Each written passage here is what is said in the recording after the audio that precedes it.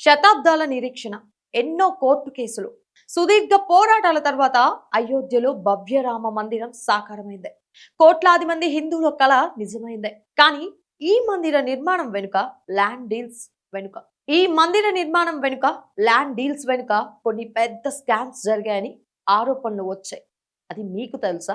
విపక్షాలు, కొంతమంది social media ఇన్ఫ్లుయెన్సర్లు దీనిపై పెద్ద ఎత్తున విమర్శలు చేశారు. అసలు ఆ ఆరోపణలు ఏంటి? వాటిలో నిజమెంత? సుప్రీంకోర్టు ఏం చెప్పింది? ఈ రోజు వీడియోలో మనం ఎలాంటి పక్షపాతం లేకుండా పూర్తి నిజాలను విశ్లేషిద్దాం. వీడియోని చివరిదాకా చూడండి.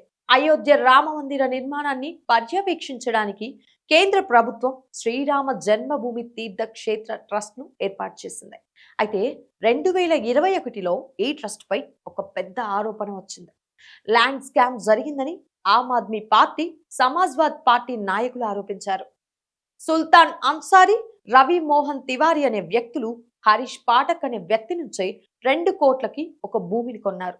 కేవలం 5 నుండి 10 నిమిషాల వ్యవధిలోనే అదే భూమిని రామ మందిర ట్రస్ట్ 18.5 కోట్లకి కొనుగోలు చేసింది. కేవలం కొన్ని నిమిషాల్లోనే 2 కోట్ల భూమి విలువ 18.5 కోట్లకు ఎలా పెరిగింది? మిగతా 16.5 కోట్లు ఎక్కడికి పోయాయి? ఇదొక పెద్ద మనీ లాండరింగ్ స్కామ్ అని విపక్షాలు ఆరోపించాయి. ఈ ఆరోపణలు దేశవ్యాప్తంగా సంచలనం సృష్టించాయి. దీనిపై శ్రీరామ జన్మభూమి తీర్థ క్షేత్ర ట్రస్ట్ నుంచి వెంటనే స్పందించి క్లారిటీ ఇచ్చింది. ట్రస్ట్ చెప్పిన సమాధానం ఏంటంటే 2 కోట్ల డీల్ అనేది 2011 మరియు 2019లోనే జరిగిన పాత అగ్రిమెంట్ రేట్ అని. అప్పట్లో భూమి ధరలు తక్కువగా ఉండేవని. 2019 సుప్రీంకోర్టు తీర్పు తర్వాత అయోధ్యలో భూముల ధరలు ఆకాశాన్ని తాకాయి. ట్రస్ట్ భూమిని కొనే సమయానికి 2021 ఆ ప్రాంతంలో మార్కెట్ రేటు స్క్వేర్ ఫీట్ కి చాలా ఎక్కువగా ఉంది.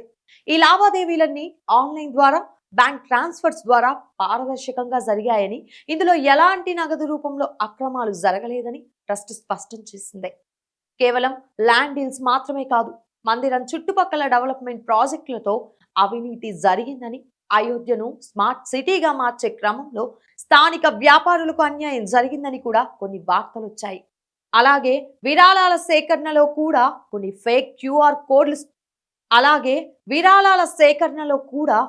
ఫేక్ క్యూఆర్ కోడ్లు సృష్టించి కొందరు కేటుగాళ్లు మోసాలకు పాల్పడ్డారు. వీటిపై పోలీసులు కేసులు కూడా నమోదు చేశారు. అయోధ్య రామ మందిరం లాంటి ఒక ప్రతిష్టాత్మక ప్రాజెక్ట్ జరిగినప్పుడు రాజకీయ ఆరోపణలు రావడం సహజం. విపక్షాలు దీనిని ఒక స్కామ్ గా అభివర్ణిస్తే, ట్రస్ట్ మాత్రం ఇదంతా ల్యాండ్ వాల్యూ పెరగడం వల్ల జరిగిన లీగల్ ట్రాన్సాక్షన్ అని కొట్టిపారేసింది. కోర్టుల్లో కూడా దీనిపై పిటిషన్లు వేసినప్పటికీ బలమైన ఆధారాలు లేకపోవడంతో నిలబడలేదు. ఏదేమైనా భక్తుల సెంటిమెంట్ తో ముడిపడి ఉన్న ఇలాంటి విషయాల్లో పూర్తి పారదర్శకత ఉండాలని అందరూ కోరుకుంటారు. ఇది ఇలా ఉండగా, ఈ మధ్య రామ మందిర నిర్మాణానికి సేకరించినటువంటి విరాళాల విషయంలో మందిర ఆవరణ పనుల కాంట్రాక్టులలో దాదాపు 200 కోట్ల మేర అవినీతి, అక్రమాలు జరిగాయంటూ ప్రతిపక్షాలు, ముఖ్యంగా కాంగ్రెస్, సమాజ్వాద్ పార్టీలు కొన్ని ఆరోపణలు చేశాయి.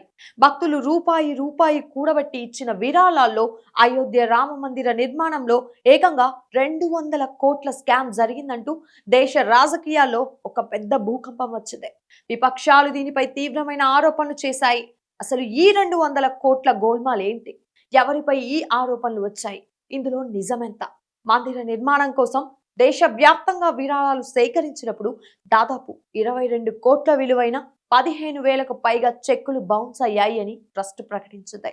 అయితే విపక్షాలు దీనివల్ల అసలు సేకరించిన మొత్తంలో దాదాపు 200 కోట్ల వరకు లెక్కలు సరిగా లేవని, రసీదులలో గోల్మాల్ జరిగిందని ఆరోపించారు.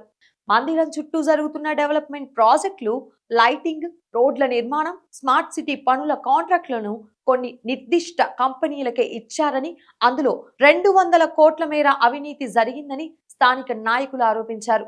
ముఖ్యంగా వర్షాల వల్ల అయోధ్యలోని రోడ్లు కుంగిపోయినప్పుడు ఈ విమర్శలు మరింత ఎక్కువయ్యాయి. ట్రస్ట్ ఆడిటర్ల ప్రకారం అయోధ్య మందిరానికి దాదాపు 3,500 కోట్లకు పైగా విరాళాలు వచ్చాయి. అంత పెద్ద మొత్తంలో లావాదేవీలు జరిగినప్పుడు కొన్ని టెక్నికల్ తప్పులు జరగడం సహజం. బౌన్స్ అయిన చెక్కులను మళ్లీ వసూలు చేసేందుకు బ్యాంకులు ప్రయత్నిస్తున్నాయని ట్రస్ట్ తెలిపింది కూడా.